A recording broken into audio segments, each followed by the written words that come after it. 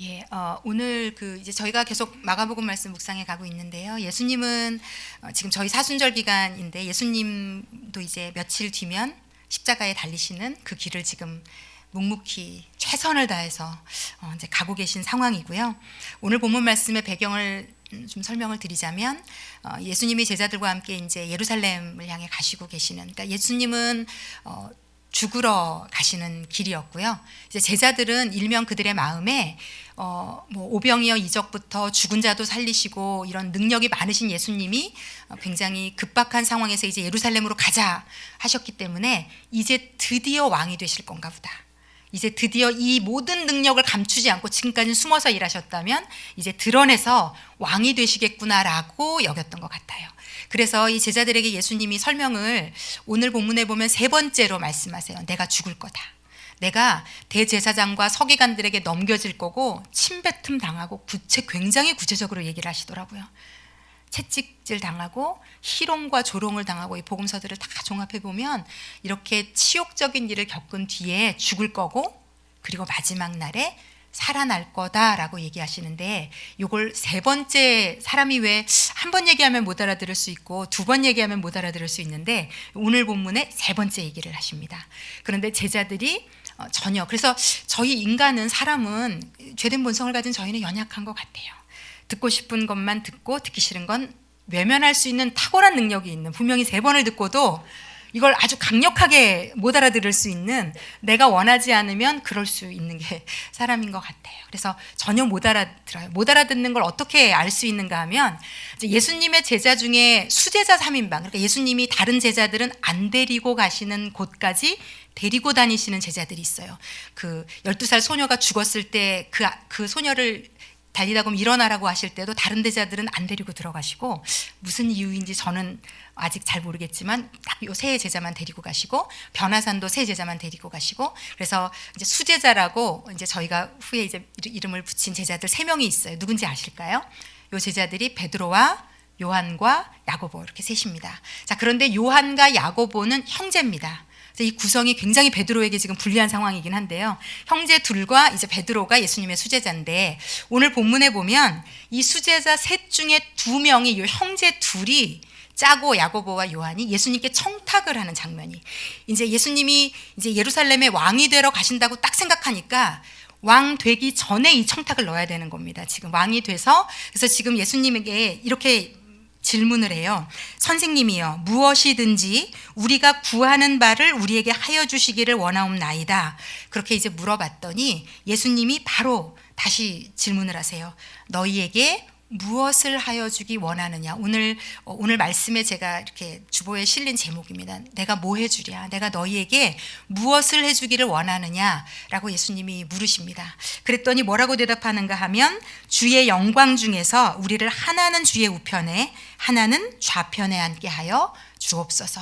그러니까 예수님이 이제 왕이 되시면 둘 중에 한 명은 좌의정, 한 명은 우의정 시켜달라, 이 얘기를 하고 있는 거거든요. 그래서 이제 왕이 되시기 전에 생각하고 계셔라. 우리를 그 자리에 앉혀줘라. 자, 이제 이 본문 뒤에 보면 이 이야기를 전해드린 나머지 10 제자들이 엄청 분노했다고 나와 있거든요. 자, 누가 제일 열받았을까요, 여러분?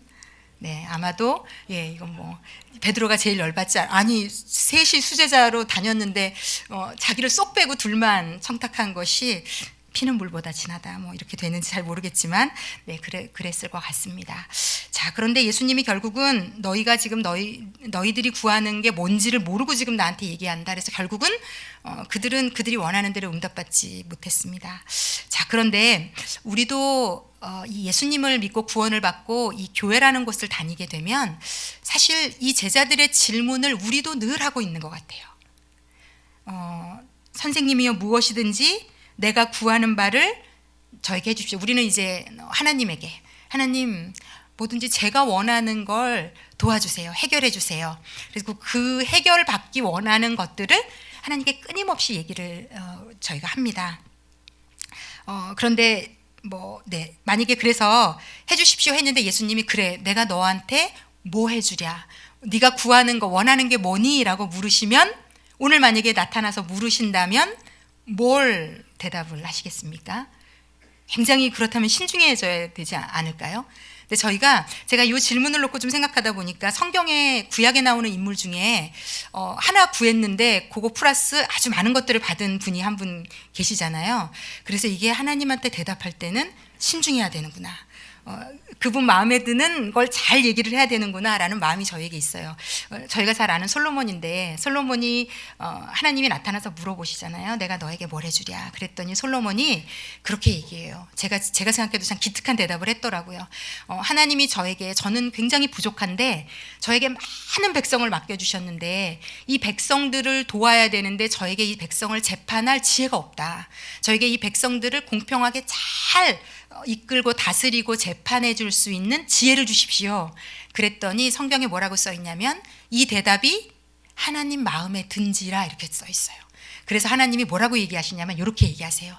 내가 너에게 뭘 해주랴 물었더니 네가 오래 사는 장수를 구하지도 않고 또 부귀와 명예를 구하지도 않고 또 전쟁에서 이기는 것을 구하지도 않고 내가 너에게 맡겨준 백성들을 잘 다스리는 지혜를 구했으니 너무 그게 내 마음에 든다 그러시면서 너에게 내가 지혜와 총명을 주겠다. 너의 전에도 너의 후에도 없던 총명을 줄 거고 그리고 이제 여기서부터가 저희가 너무 와 하는 대목인데 네가 구하지 않은 부와 명예도 너에게 주겠다. 그래서 솔로몬은 역대급으로 전에도 후에도 없었던 물질의 풍요와 명성과 명예를 충만히 누렸습니다. 근데 그가 이제 나중에 타락했던 것이 저희가 가슴이 아픈 지점이긴 하지만 어쨌든 하나님이 물어보시면 와 대답을 잘해야 된다 이런 생각이 이제 있으실 텐데 오늘은 하나님은 우리의 어떤 기도를 들어주시는 걸까? 그리고 이것과 또 십자가에 대한 걸 제가 좀 나누고 싶습니다. 십자가에 대한 거. 이 십자가가 저도 일주일 동안 많이 고통하고 씨름했어요. 말씀을 준비하면서. 왜냐하면 이게 영적인 차원의 깨달음으로 볼 때 십자가는 난이도 상인 깨달음이더라고요. 여전히 저도 아직 온전히 깨닫지 못하고 있다는 생각이 들었어요. 그런데 저에게 주신 이 십자가의 영적 의미에 대해서 오늘 좀 제가 잘 설명을 드렸으면 좋겠습니다. 자, 하나님은 사실은 기도하라고 저에게 하셨기 때문에 늘 우리에게 물으세요. 내가 너에게 뭘 해줬으면 좋겠니? 하나님 우리에게 늘 물으시는 분이시거든요. 자, 그런데 우리가 구하는 대로 하나님이 우리에게 주실 수 없는 이유가 있습니다. 그게 왜 그런가 하면 우리는 보통 기도를 할 때 하나님의 생각을 내 생각에 맞추는 작업을 많이 합니다. 씨름합니다. 그걸 하느라고 애를 쓰고 많이 고뇌를 하죠. 근데 제가 이제 그래서 응답받았다는 분들을 보면 금식을 며칠을 해서 응답을 받았다, 막 이런 산기도 막 이런 것들이 우리에게 만연해 있는 하나님의 수를 타내는 아주 좋은 방법들 중에 뭘 하면 될까로 되어 있는데 사실 하나님은 그렇게 일하시는 분이 아니십니다. 이제 이걸 우리가 깨기가 되게 어려운데요. 제가 오늘 최대한으로 조금 설명을 잘 할 수 있었으면 좋겠습니다. 이제 이런 겁니다. 우리는 예수님을 믿기 전까지는 다 이 세상에 살았습니다. 하나님을 모르고 영이 죽어서 잠자는 채로. 그래서 이 세상 나라의 법칙, 이 세상 나라의 방법, 이 세상 나라가 원하고 추구하는 것을 어릴 때부터 거의 세뇌 수준으로 교육받고 배우고 자랐단 말이죠. 그래서 우리가 아는 우리의 생각의 근간을 자리 잡고 있는 건 다 세상에서 배운 것들이에요. 우리가 소원하는 바도 꿈꾸는 바도 목표로 잡은 것도 목적하는 바도. 자, 그런데 우리가 예수를 믿었다는 건 어떤 일이 생긴 건가 하면요. 예수를 믿음과 동시에 우리 잠자던 영이 깨어나고 살아났고요. 우리의 제3의 감각, 우리는 모르고 있었던 하늘과 소통하는 길이 열리는, 영이 깨어나는 놀라운 영적 사건이 우리에게 주어진 거고요. 자, 그렇게 되고 나면 이제 이 영은 어느 나라의 법칙에 적용을 받는가 하면 이 세상 나라의 법칙에 적용을 받지 않습니다. 그래서 이게 어려운 겁니다.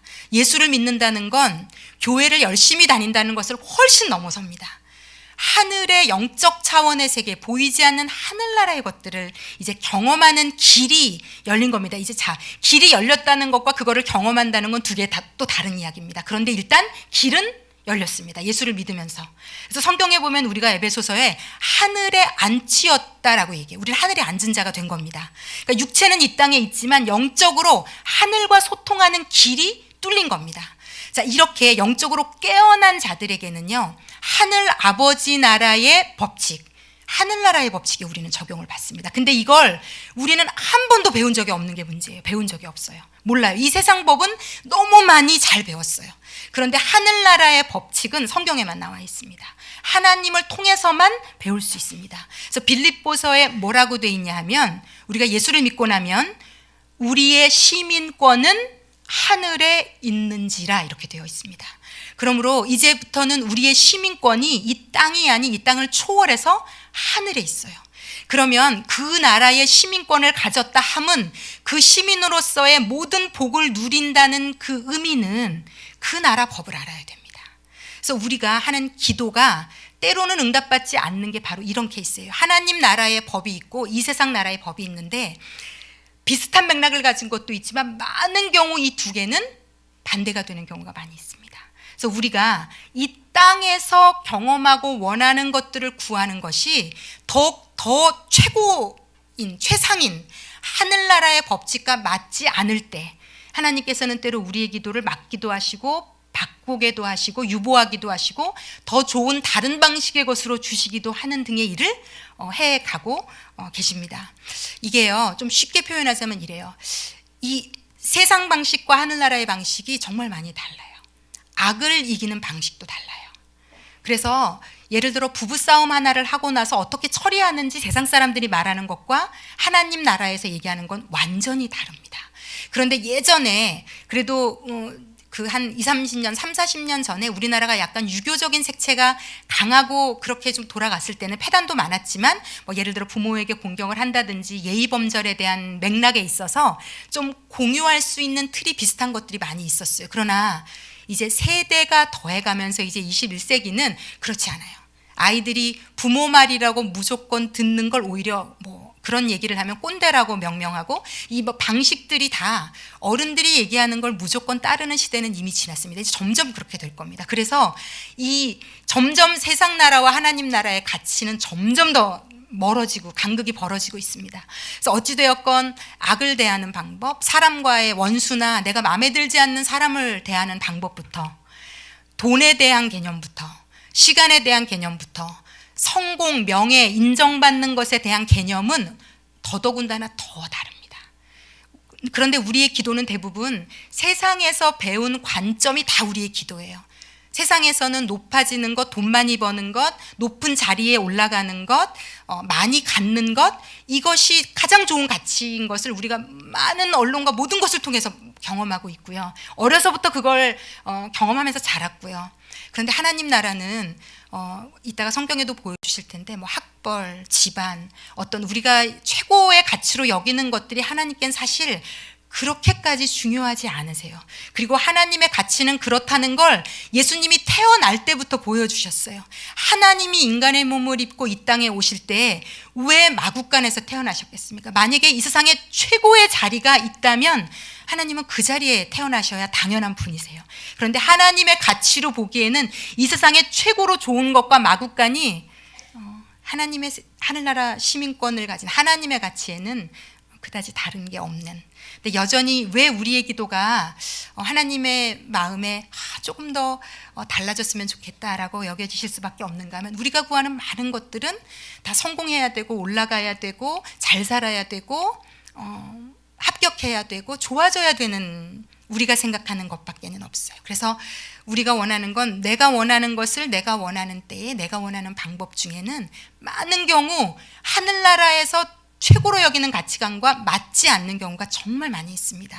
그래서 우리가 예수를 믿어간다면 물론 하나님이 우리를 세상 방식으로도 얼마든지 높여서 얼마든지 쓰실 수 있습니다. 그러나 그것이 우리의 마음 가운데 저 대학을 붙었으면 하나님의 응답을 받은 거고 그보다 못한 대학을 붙은 건 응답이 아니라는 우리가 만들어낸 잘못된 가치가 하나님도 그러한 가치를 가지고 계시다고 생각하면 안 됩니다. 어느 곳에 있든지 하나님 우리를 사용하실 수 있습니다. 어떤 위치에 있든지 하나님은 우리를 놀랍도록 쓰실 수 있습니다. 이게 하늘 아버지를 가진, 그래서 우리는요, 제가 너무 감사한 건요, 우리가 다 불공평하게 태어났어요. 어떤 사람은 뭐 요즘 시대로 말하면 흙수저, 금수저 다 달라요. 태어날 때부터 다 다릅니다. 그런데 예수를 믿고 나면 우리는 모두 하늘 아버지를 기점으로 똑같은 출발선상에 섭니다. 누구도 더 괜찮고 나은 사람 하나님 앞에 없습니다. 우리는 다 벌거벗은 모습으로 지난주에 설교 말씀드린 것처럼 예수가 있느냐 없느냐로 판단받습니다. 예수가 있으면 동일하게 하나님 앞에서는 똑같은 존재들입니다. 우리의 눈에 달라 보일 뿐이고요. 그리고 그 똑같은 출발선상에서 누가 그 예수를 누리고 경험하고 사느냐가 하나님 보실 때는 그 순위가 바뀌는, 천국 가서 우리가 경험하게 될 그것이 달라지는 것이지, 이 세상의 높고 낮음의 관점에서 우리도 복을 받았다 아니다라고 결단코 평가할 수 없습니다. 자, 그런데 하나님께서 또 우리 이 세상 나라의 가치를 그럼 왜 응답해 주시지 않는가, 이 부분에 대해서 좀 설명드리고 싶습니다. 왜냐하면 이 세상 나라의 관점은 다 인간이 만든 것인데, 원죄를 지은 아담과 하와 이래로 아담과 하와의 피를 물려받은 우리 모두는 원죄라는 죄를 물려받은 존재들입니다. 그래서 우리는요, 우리 안에 선하고 아름다운 하나님을 닮은 모습도 있지만 정말로 악하고 못되고 오염된, 우리가 원하지 않지만 우리에게 살아 숨쉬는 우리의 좋지 않은 모습도 살아있어요. 자, 그래서 성경은 뭐라고, 왜 우리가 구하는 것들에 문제가 있다고 얘기를 하는가 하면요, 예레미야서 17장 9절, 우리가 잘 알고 있는 말씀입니다. PPT로 좀 비춰주시면, 예레미야 17장 9절 말씀 우리가 다 함께 읽겠습니다. 만물보다 거짓되고 심히 부패한 것은 마음이라. 누가 능히 이를 알리오마는. 잠깐만 멈춰주시면요, 하나님은 그렇게 보세요. 우리의 마음이 어떤 것보다 거짓되고 그냥 부패했다고 얘기 안 해요. 심히 부패했다고 얘기해요. 우리 안에 불쑥불쑥 올라오는 미움이나 이루 말할 수 없는 죄들이 있는 걸 사실 냉정하게 자신을 들여다봐도 알잖아요. 그런데 누가 능히 이를 알리오마는, 나도 모를 수 있고 내 주변에 있는 사람도 모를 수 있어요. 내가 친절하고 착하고 선한 일을 하면 세상 사람들은 다 모를 수 있어요. 그런데 우리는 그럼에도 불구하고 우리의 마음은 부패해 있는 것이 사실입니다. 자, 그리고 하나님이 이것에 쐐기를 박으시는 또 말씀이 있는데, 우리가 잘 알고 있는 이사야서 55장 8절 9절 말씀입니다. 이사야서 55장 8절 9절 말씀도 제가 읽겠습니다. 좀 눈으로 따라와 보십시오. 이는 내 생각, 하나님의 생각을 말합니다. 내 생각이 너희의 생각과 다르며 내 길은 너희의 길과 다름이니라. 여호와의 말씀이니라. 이는 하늘이 땅보다 높음같이 내 길은 너희의 길보다 높으며 내 생각은 너희의 생각보다 높음이니라. 그러니까요, 많은 경우요, 하나님이 진짜 나에게 좋다고 생각하는 것과 내가 달라고 하는 것이 이렇게 다를 수 있다는 겁니다. 그런데 하나님은 가장 좋은 걸 주셔야 되는 분이세요. 그리고 하늘이 땅에서 높음같이 하나님의 생각은 높고, 우리가 아무리 절실하지만 그 생각은 궁극적으로 진짜 참 나를 잘되게 하는 방식이 아닐 수 있어요. 왜냐하면 세상은 몰라요. 심히 마음이 부패했기 때문에. 그리고 그 심히 부패한 마음으로 가르친 것들이 우리의 기준이 되었기 때문에 그래서 우리가 이 예수님의 마음을 배워가는 게 예수를 믿는 겁니다. 그리고 이걸 어떻게 정의할 수 있겠는가 하면요, 결국은 우리가 그래서 하나님의 나라, 하늘나라, 우리가 하늘 시민권을 가진 자로서 뭘 배워가냐면요, 하나님은 우리가 예수를 믿고 나서부터는 그래서 하늘나라의 법칙을 가르치세요. 우리가 아무것도 모르고 태어났거든요, 영적으로. 그래서 우린 몰라요, 세상 방법밖에. 그래서 예수 믿고 성경을 배우고 기도해야 되는 이유는 그 안에 하늘나라 시민권자의 방식이 다 있어요. 미국에서 시민권을 하나 따려고 해도요, 공부해요. 공부해서 시험 봐야 돼요. 합격해야 돼요. 그래야 그 나라의 시민으로 살 수 있습니다. 그리고 그 나라의 것들을 더 많이 누리려면 더 많이 알아야 찾아서 누릴 수 있어요. 마찬가지입니다. 하늘 시민권을 누리는 방법은 성경에 다 나와 있습니다. 그리고 예배 가운데, 말씀 가운데, 교회라는 공동체 가운데 하나님이 끊임없이 우리를 가정교육시키십니다. 성경에 보면 히브리서에 하나님이 아들을 징계하지 않는 아버지가 어디 있느냐. 이 징계가 좀 저에게 무서운 단어처럼 보이는데 이걸 어떤 분이 원어적인 의미로 가정교육으로 번역하셨는데 저도 그 의미가 더 맞다고 생각합니다. 가정교육하세요. 하나님 우리의 아버지가 되셨고 우리는 하늘의 자녀이기 때문에 그 나라에 맞는 것을 끊임없이 교육하시고요, 여러분. 그러므로 우리가 이 땅에 사는 이 현장은 우리가 목숨이 닿는 날까지 이 땅에 살게 하신 이유는요, 그 나라의 시민권자로 배우고 누리고 살다 가는 겁니다. 이 땅에서 얼마나 더 예수 잘 믿어서 높아지는가 누리는가가 하나님의 관심이 아니고요, 얼마나 이 땅에서 하늘과 소통하는 자로 하나님이 기뻐하시는 것들을 경험하고 알고 맛보고 누리는 다른 차원의 삶을 살 수 있느냐가 하나님 아버지의 소원이자 꿈이자 우리에게 주시고 싶어하는 것들입니다. 내가 너희에게 무엇을 해주기를 원하느냐? 하나님은 우리가 하늘의 것들을 구하기를 원하세요. 그리고 끊임없이 그걸 알려주고 계세요. 더 좋은 것, 진짜 좋은 것, 최고로 좋은 것. 내가 세상에서 배워서 좋다는 알고 있는 그 몇 가지 안 되는 수, 그거 말고요.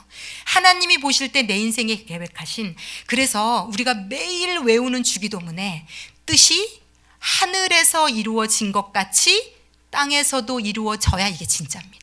그러니까 이게 무슨 말이냐면 하나님이 하늘에서 우리를 위해 계획하신 놀라운 하늘 수준의 것들이 있다는 겁니다. 그런데 그것을 우리가 구할 때 이 땅에서 그것들이 이루어지고 우리가 그것을 누릴 때 우리만 복이 아니라 세상 사람들도 그것을 보고 예수를 알게 되는, 그래서 우리는 하늘의 것들을 받아 쓰는 자가 된 겁니다. 그리고 그 하늘의 것들을 하나님께서 우리에게 알려주시는 겁니다.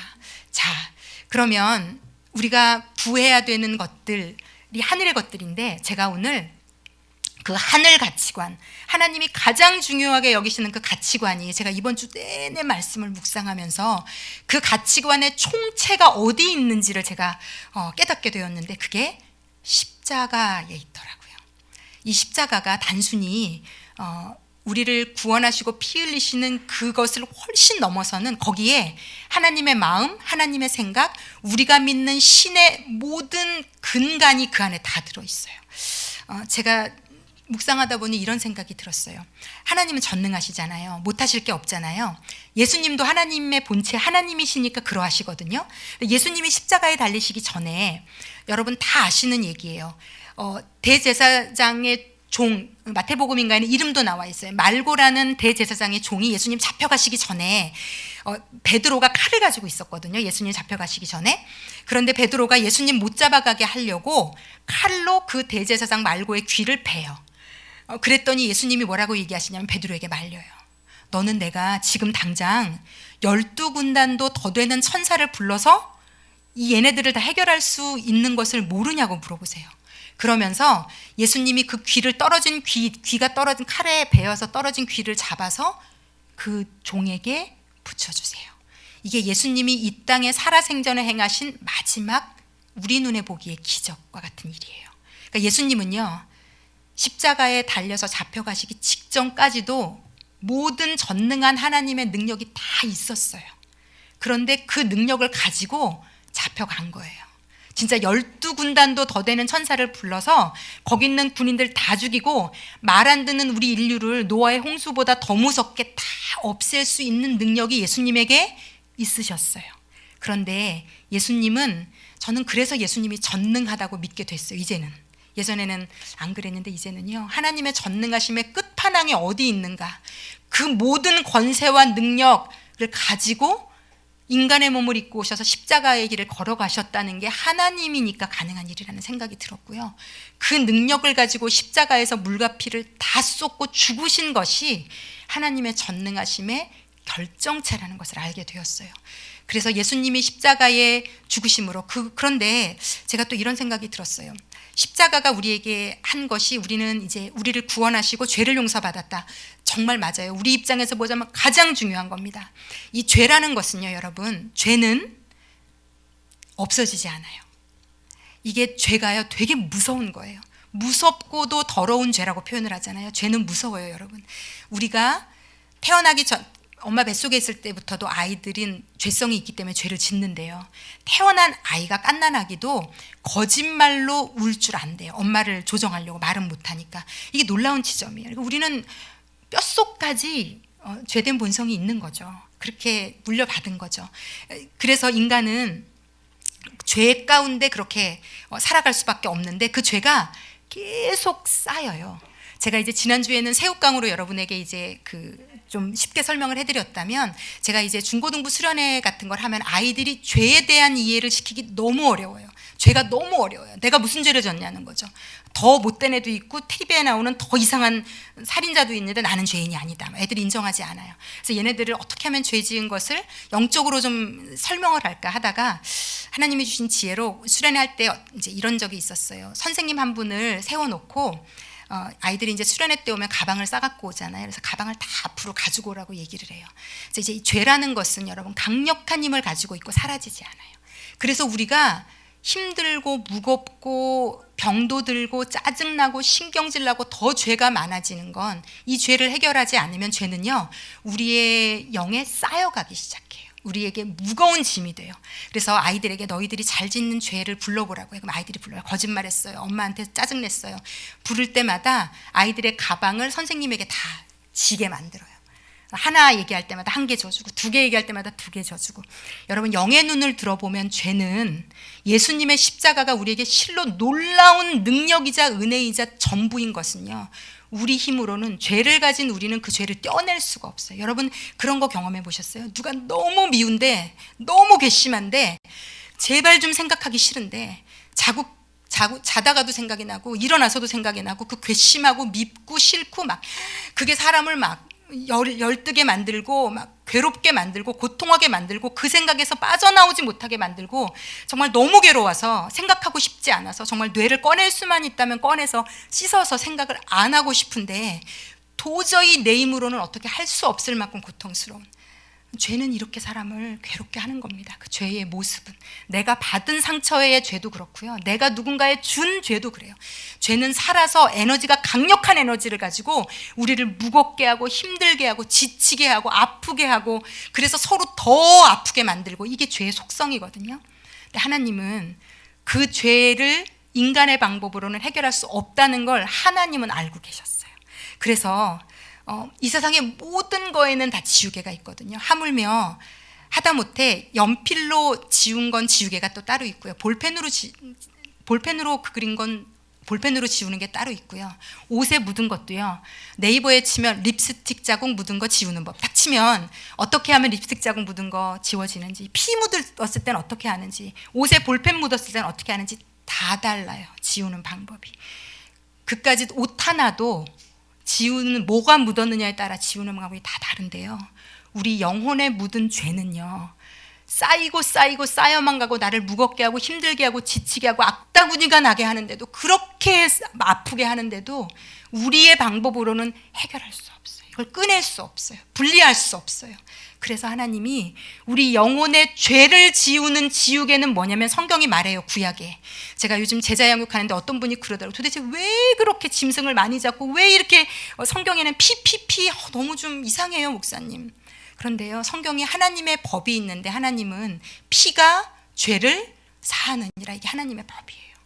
피가, 죄 없는 누군가의 피가 우리의 모든 죄를 사한다는 게 영적 원리예요. 하늘나라의 원리예요. 하늘나라의 법칙이에요.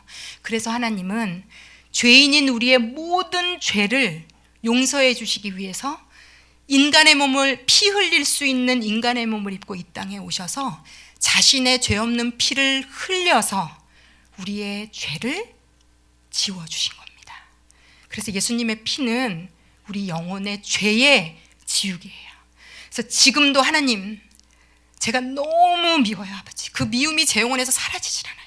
그 두려움이 사라지질 않아요. 하나님, 그 아픔이 사라지질 않아요. 하나님, 그 불안함이, 이러다가 잘못될까 하는 그 극한의 두려움이 사라지지 않아요. 이 모든 우리의 영적 불안, 두려움, 죄된 마음들 예수님의 십자가 앞으로 가지고 나오면요, 그 피가 지금도 살아서 역사하거든요. 그래서 우리의 모든 죄를, 불안을, 죄짐을, 연약함을, 내가 받은 상처, 내가 준 상처, 그 모든 죄에 쓴 뿌리까지 다 그 예수의 피가 지우시고 회복해 하시고 소생케 하시는 놀라운 능력이 그 피 안에 있습니다. 그래서 하나님께서는 지금도 우리가 불안할 때, 두려울 때, 아플 때, 힘들 때 그 십자가 앞으로 나오기를 원하세요. 그 예수의 피가 강같이 흐르고 있습니다. 지금도 우리가 그 피 안으로 들어가면 그 영적 차원의 세계에서 놀라운 자유함을, 안식을, 평안을, 생명을 우리는 누릴 수 있어요. 우리는 누릴 수 있어요. 세상 사람들은 감당할 수 없습니다. 우리는 누릴 수 있습니다. 자, 이건 너무 당연한 십자가가 1차적으로 우리에게 준 은혜고요. 두 번째, 제가 이번 주 내내 묵상케 하신 은혜가 있어요. 이 십자가가 거기만 국한되지 않더라고요. 십자가에 우리가 그 고린도전서 1장 18절에 이런 말씀이 있습니다. 뭐라고 얘기하시냐면요, 십자가의 도가 멸망하는 자들에게는 미련한 것이요 구원을 받는 우리에게는 하나님의 능력이라, 이렇게 얘기하세요. 그러니까 십자가, 예수님이 걸어가신 그 십자가의 길, 그 십자가의 도가요, 이 세상 사람들, 이 세상에 예수 믿지 않는 사람들, 또는 교회를 다니지만 예수님을 정확히 모르는 사람들에게는 별것 아닌 것처럼 보여요. 아무 가치가 느껴지지 않아요. 미련한 것인데요, 구원을 받는 우리에게는요, 십자가만한 능력이 없어요. 여러분, 십자가는 정말 하나님의 능력이에요. 예수를 믿는다는 건 이걸 알아가는 거예요. 이건 머리로 알 수 없어요. 이건 정말 영적 차원의 하나님 차원의 세계의 얘기예요. 이 십자가가 우리에겐 능력인데요, 예수님이 십자가에서, 그래서요 여러분, 이 십자가는요 사단도 몰랐어요. 사단도 몰랐어요. 그래서 사단이요, 예수님을 십자가에 못 박으려고 그렇게 그 종교 지도자들을 부추겨서 결국은 못 박고 아마 파티했을 거예요. 드디어 우리가 하나님을 십자가에 못 박아 죽이는구나. 그리고 이제 그것이 역전되는 것을 알지 못했거든요. 그런데 그 역전된 게요, 하나님이 능력이 있어서 역전된 게 아니라, 빌립보서 말씀 좀 비춰주십시오. 빌립보서 2장 5절에서 8절, 이렇게 성경이 해석해요.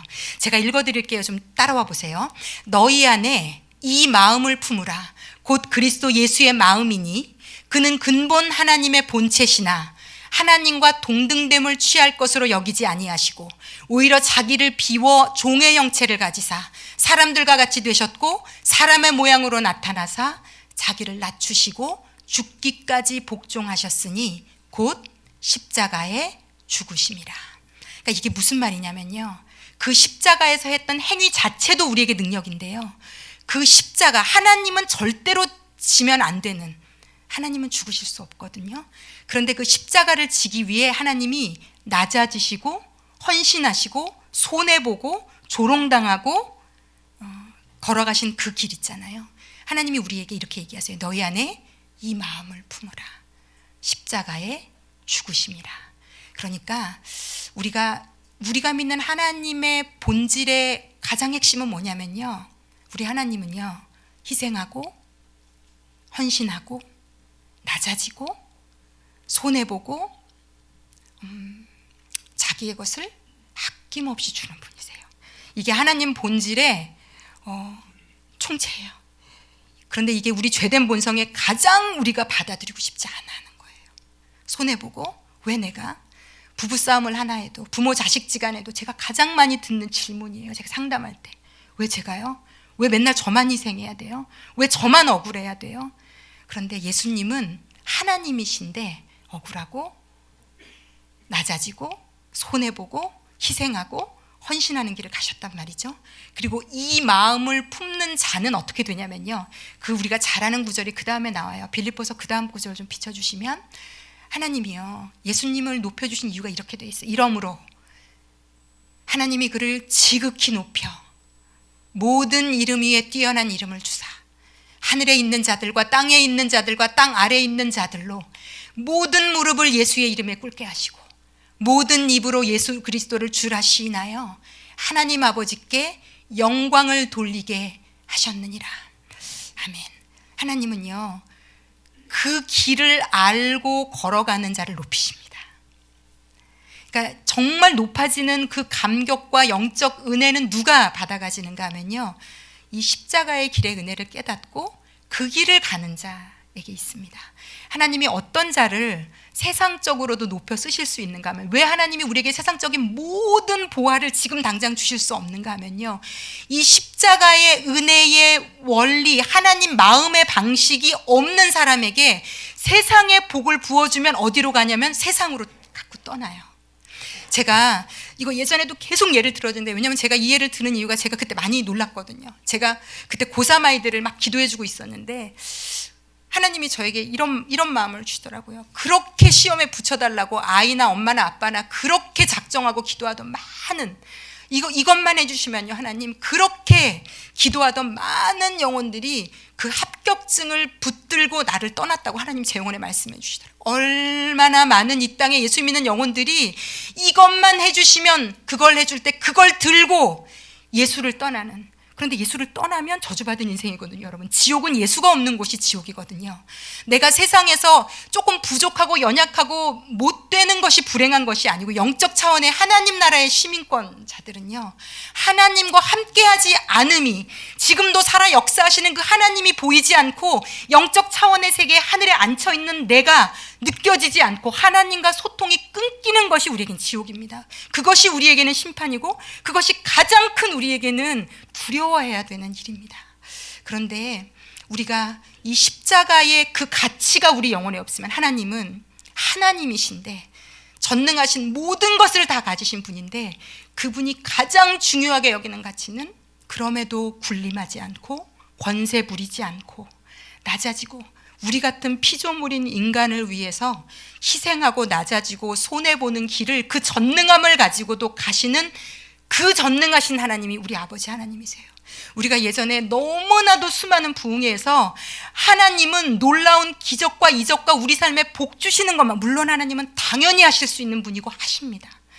그런데 세상 방식으로 잘 되는 것만 추구하는 것이 마치 하나님이 해주실 수 있는 최고인 양, 그것을 누리는 분이 기도 응답 받았구나, 열심히 기도하더니 저렇게 잘 됐어. 그런데 여러분, 성경에 어떤 말씀이 있냐면요, 정말 그 다음 말씀 잠깐 보여주시겠어요? 네, 고린도전서 1장에 이런 말씀이 있습니다. 이것도 제가 좀 읽어볼 테니까 눈으로 따라와 보십시오. 형제들아, 너희를 부르심을 보라. 육체를 따라 지혜로운 자가 많지 아니하며 능한 자가 많지 아니하며 문벌 좋은 자가 많지 아니하도다. 그러나 하나님께서 세상에 미련한 것들을 택하사, 지혜 있는, 세상 지혜를 말합니다. 세상이 말하는 지혜 있는 자들을 부끄럽게 하려 하시고, 세상의 약한 것들을, 세상이 볼 때 약하게 보이는 것들을 말합니다. 택하사 강한 것들을 부끄럽게 하려 하시며, 하나님께서 세상의 천한 것들과 멸시받는 것들과 없는 것들을 택하사 있는 것들을 폐하려 하시나니, 이는 아무 육체도 하나님 앞에서 자랑하지 못하게 하려 하심이라. 우리는 누구도 하나님 앞에 아무것도 자랑할 수 없습니다. 하나님이 그렇게 물으시거든요. 네가 가진 것 중에 내가 주지 않은 것은 무엇이냐 물어보세요. 우린 자랑할 수 없어요. 자랑하면 안 돼요. 그걸 하나님이 주신 이유는 그걸 가지고 십자가의 길을 가라는 거거든요. 그런데 그걸 가지고 낮아지고 희생하고 헌신하는 길을 못 갈 누군가에게 하나님이 주실 수가 없어요. 왜냐하면 세상 가치관을 갖고 세상의 관점으로 내가 원하는 것을 나에게 주세요, 내 자식 잘 나가게 해주세요를 주시면 하나님의 가장 큰 보화인 예수를 버리고 세상으로 가니까요. 하나님 주실 수가 없는 겁니다. 안 주시는 게 아닙니다. 그래서 저기 조금 전에 그 고린도전서에 보면 세상에 미련한 자들을 택하고 약하신 자들을 택한다고 되어 있는데, 그게 무슨 뜻인가 하면요, 세상에 미련한 자들, 세상 사람들이 보기에 미련해 보이는 그 십자가를 영혼에 품고 그 십자가를 깨닫고, 그게 미련한 자라는 거예요. 세상 사람들이 보기에 세상에 약한 것들, 누가 약하냐, 예수 그리스도를 영혼에 품고 그 예수 그리스도의 가치가 전부가 되어서 약해지고 별 볼 일 없어 보이는 길을 갈 용기와 능력과 믿음과 권세, 이게요 진짜 믿음이거든요. 진짜 권세거든요. 여러분 안 그럴까요? 잘 나가게 해주시고 높여줘서 하나님이 해주셨어요 하는 게 누구나 할 수 있는 겁니다. 좋은 것들을 가지고 하나님이 해주셨다고 할 수 있는 건 누구나 할 수 있는 겁니다. 그런데 그렇지 않은 곳에서 하나님의 능력을 베푸는 건 하나님이 주신 능력 아니면 감당할 수 없습니다. 그런데 그 십자가의 은혜가 있는 사람, 그 예수님의 마음을 너희 안에 이 마음을 품으라. 그리스도 예수의 마음이니. 하나님은 이 세상의 문벌, 학벌, 권세, 돈, 명예, 이게 하나님께는 아무것도 아니거든요. 근데 우리에게도 이게 그걸 하찮게 보라는 게 아니고요, 그게 나의 가치를 높일 수 있는 게 아니라는 걸 우리가 가장 많이 잊어버리는 것 중에 하나거든요. 예수님은 하나님이신데 그 가치를 다 버리는 길을 가셨고요. 그래서 하나님이 그를 지극히 높여주셨어요. 우리도 하나님이 높여주시는 길을 하나님은 가기를 원하십니다. 성경에 보면 제가 너무 이번 주에 좀 은혜가 되었는데 하나님이 그러시잖아요. 나를 따라오려거든 자기 십자가를 지고 자기를 부인하고 나를 따라오래. 이거 너무 어려운 말이에요. 너무 어렵고도 저희가 안 좋아하는 말씀이에요. 그러니까 우리도요, 예수님은 전능하신 하나님으로서 자기 십자가를 지고 우리를 구원하시고 그 마음을, 그 낮아짐을, 그 복종하심을 보이며 끝까지 가셨고요. 그런데 우리에게도요, 우리가 예수를 믿고 나면 하늘 시민권을 가진 하나님의 자녀로서요, 우리가 져야 되는 십자가가 있어요. 손해봐야 되고 희생해야 되고 때로는 억울해야 되고.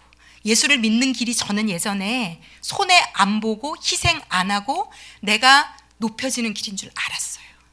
그런데 너희 안에 이 마음을 품으라. 예수 그리스도의 마음이니 낮아지고 복종해서 십자가에 죽으심이라. 그건 예수님이 하셨고요. 이제 우리도 우리의 십자가가 있습니다. 그런데 그걸 한 번, 두 번 해보면서 우리는 하늘의 사람으로 빚어져 가는 겁니다. 하나님이 하늘에서 부어주시는 이 세상 사람들은 모르는 영적 차원의 복, 은혜, 감동, 신비, 세상은 모르는 것들을 경험하게 되는 겁니다. 그래서 좀 이 하나님이 이걸 가르쳐 주시는 걸 기대하셨으면 좋겠어요. 손해볼 일이 생기거나 때로는 하나님이 그런데 매일매일 우리를 아시기 때문에 매일매일 우리에게 그렇게 하라고 안 하시거든요. 내가 할 수 있는 만큼 때로 손해보게 하실 겁니다. 때로 희생할 수 있는 기회를 주실 거고요. 때로는 왜 이렇게 뭔가가 안 풀리면서 내가 억울해 라는 시간도 주실 거예요. 그런데 반드시 벗어나는 시간은 있죠. 그런데 우리가 그 십자가의 시간을, 자기 십자가를 지고 내 감정을 잘 이기면서 걸어가면 하나님이 그를 지극히 높여. 그러므로 하나님이 그를 지극히 높여. 하나님이 우리를 높여주실 때 진짜 높여주실 겁니다. 흔들리지 않는 높아짐. 우리가 이 땅에서 가끔 좋은 것들 경험하시잖아요. 가끔. 그게 얼마나, 그 유효기간이 얼마나 가시던가요? 이제 저도 50년을 이상을 살고 보니 아무리 좋은 것도 그 진짜 좋음의 유효기간은 제가 볼 때 일주일, 한 달 이상 안 가요. 계속 삭감돼요. 기하급수적으로 삭감돼요. 그 처음에 어머 너무 좋다. 그만큼을 절대로 상승시킬 수 없어요. 그런데 하나님이 그를 지극히 높여, 하나님이 높여주시는 그 기쁨은요, 누구도 앗아갈 수 없는, 누구도 빼앗아갈 수 없는, 하나님과 나만의 하늘에서 누릴 수 있는. 그리고 하나님은 이것을 우리 모두에게 선물로 주시기를 간절히 우리 하늘 아버지는 바라고 계십니다.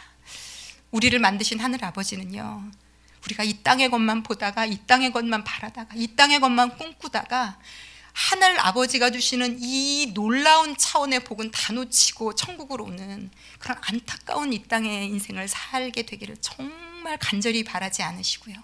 예수님을 우리에게 모델로, 인간의 몸을 입고 오신 예수님, 하나님도 그 길을 가신 걸 우리에게 보여주시며, 그 예수님을 하나님이 어떻게 높이시는지를 우리에게 알려주시며, 너희도 너희의 삶에 하나님이 부여하신 그 자기 십자가를 잘 지고 걸어가면 그 안에 하나님이 그를 지극히 높여 그것을 맛보게 되시는, 경험하게 되시는, 알게 되시는, 그렇게 예수님을 잘 믿어가시는 저와 여러분 되시기를. 그래서 나중에 천국에서 정말 하나님께 박수 받으시며 잘했다고 칭찬 받으시는, 이 땅에서 하늘의 시민권 가진 자로 살아가시는 저와 여러분 되시기를 예수님의 이름으로 축원합니다. 아멘, 아멘. 우리 다 함께 기도하겠습니다. 기도하실 때 하나님, 여러분, 하나님이 내가 너에게 뭘 해주었으면 좋겠니? 하나님 매일매일 물으시거든요. 여러분 매일매일 물으세요. 왜냐하면 너무 주고 싶은 게 많아서, 너무 주고 싶은 게 많아서. 하나님, 아버지가 저에게 주시고자 하는 것 받고 싶습니다.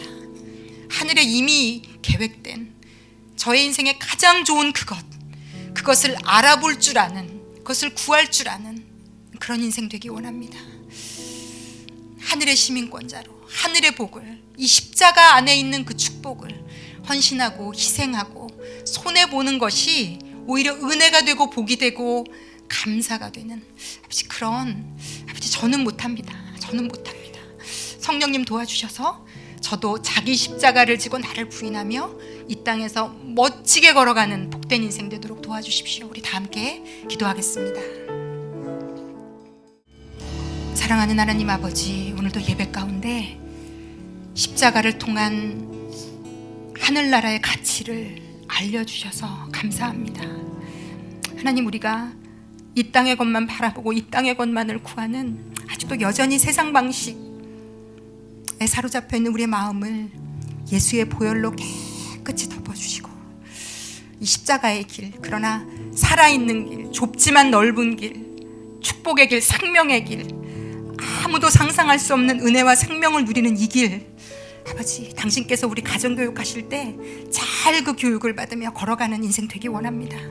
하늘의 기쁨, 하늘의 생명, 하늘의 복을 맛보는 하늘 아버지의 자녀다운 그 땅의 시민, 그 나라의 시민권을 가진 자로 아버지, 이 땅에서 그 복을 누리며 걸어가는 모든 당신의 자녀들 될 수 있도록 아버지 축복하시고 인도해 주십시오. 감사를 드리며 예수님의 이름으로 기도했습니다. 아멘.